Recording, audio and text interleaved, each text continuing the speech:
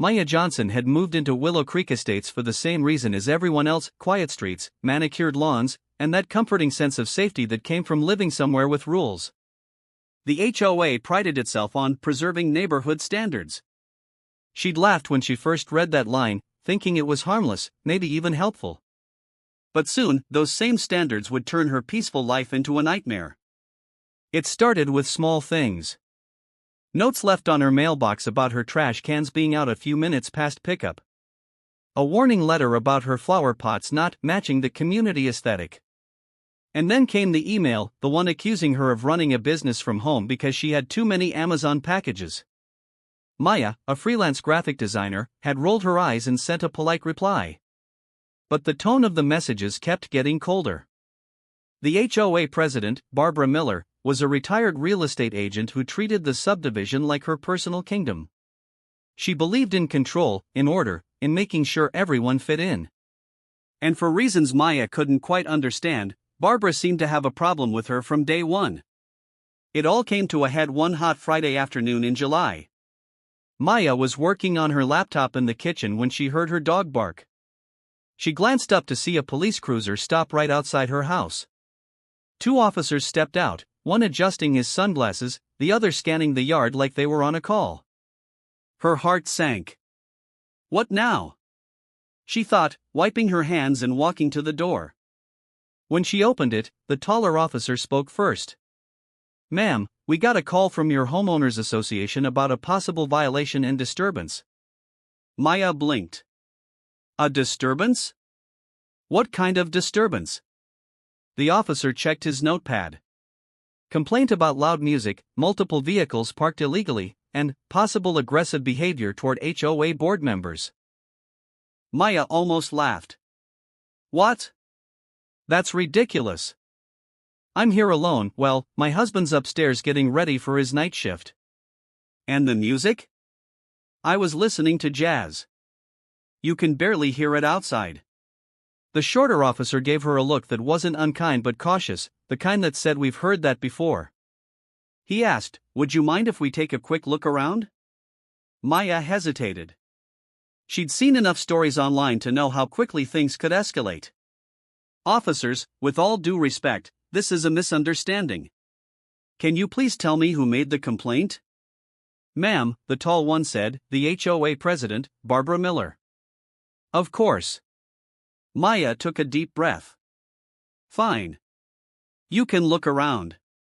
But please don't wake my husband, he works nights." They nodded and stepped toward the backyard. Maya followed, her pulse quickening. Across the street, Barbara Miller stood on the curb, arms folded, lips pressed into a tight line. Next to her, two board members watched with smug interest. Barbara shouted, "I told you, officers. She's been violating rules for months, those unapproved patio lights, that overgrown bush." Maya turned, furious. "Are you serious, Barbara? You called the police over patio lights?" Barbara sniffed. "This is a respectable neighborhood, Maya. Some of us care about appearances." The taller officer sighed, clearly realizing this wasn't an emergency. "Ma'am, this looks like a civil matter, not a police one." But before he could finish, a deep voice came from behind them. "Is there a problem here?"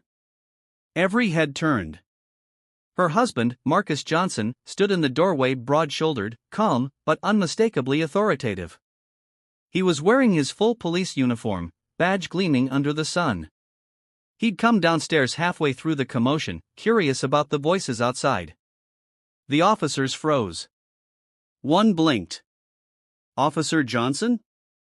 Marcus nodded slowly. "That's right. Everything okay here?" Barbara's face went pale.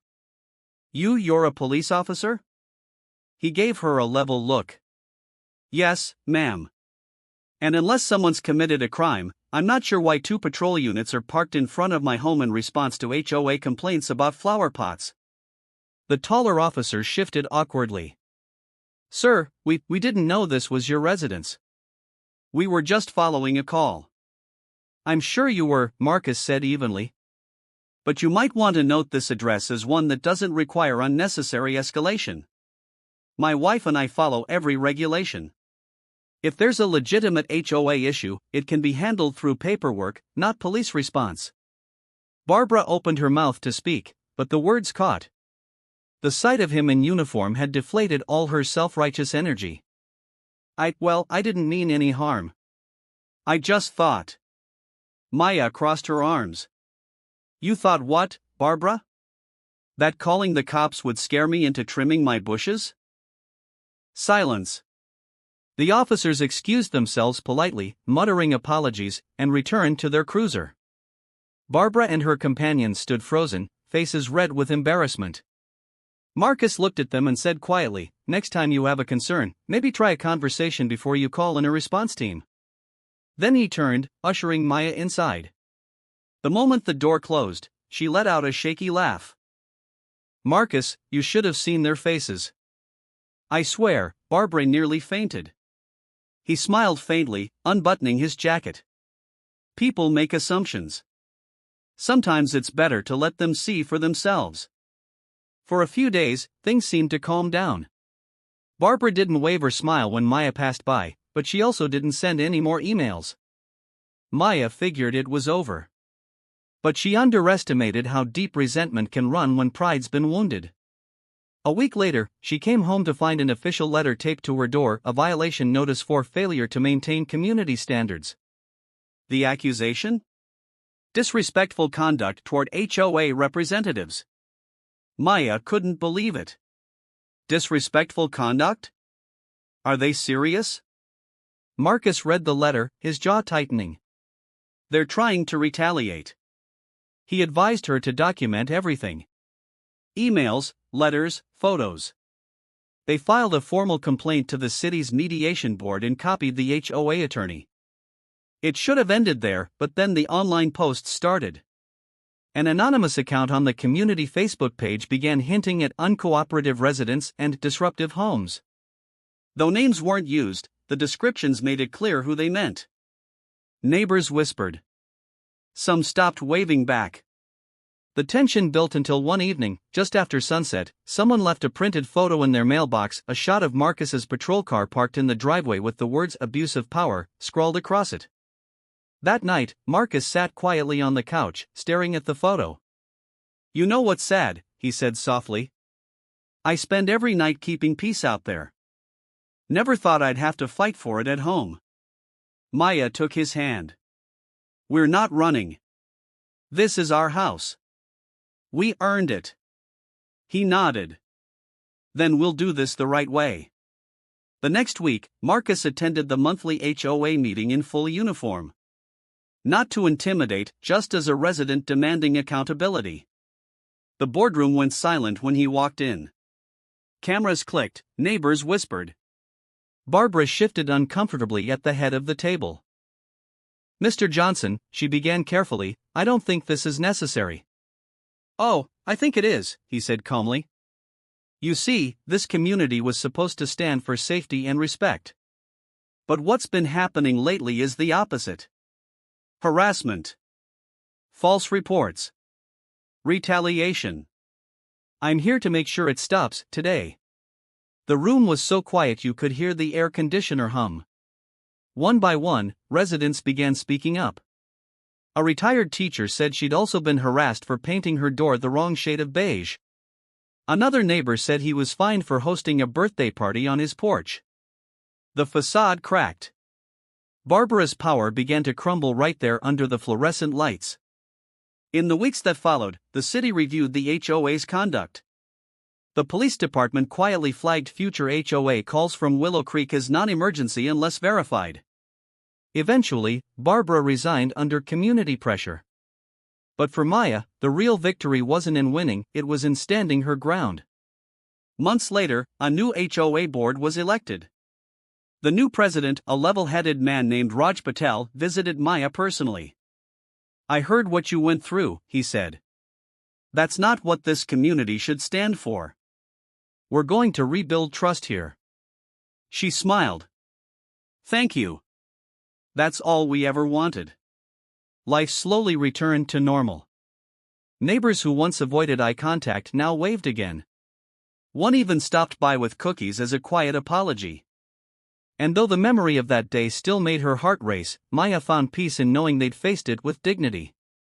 One afternoon, she stood in her yard, looking at the patio lights that had caused all the trouble. They glowed softly in the breeze, harmless and beautiful. Marcus came up behind her, wrapping an arm around her shoulders. "Worth all the trouble?" he asked. She laughed. "Every bit of it." But just as the tension seemed gone for good, a plain white envelope arrived in their mailbox with no return address. Inside was a single sheet of paper typed, "No signature." Some people don't forget easily. Be careful who you trust. Marcus read it twice, his jaw tightening again. He looked out the window, scanning the quiet street. "Looks like we're not done yet." Maya followed his gaze, her heart thudding. For a moment, the world outside looked perfectly normal, kids playing, sprinklers running, neighbors chatting. But behind those smiles, she could feel it, the uneasy stillness before another storm. And as the camera of life would pan slowly out from their porch, the audience would be left wondering what happens when the rules meant to protect a neighborhood become the very thing that divides it. So, what do you think? Was the HOA out of line, or was this just a case of pride gone too far? Tell me your thoughts in the comments, and let me know which part of the country you're watching from right now.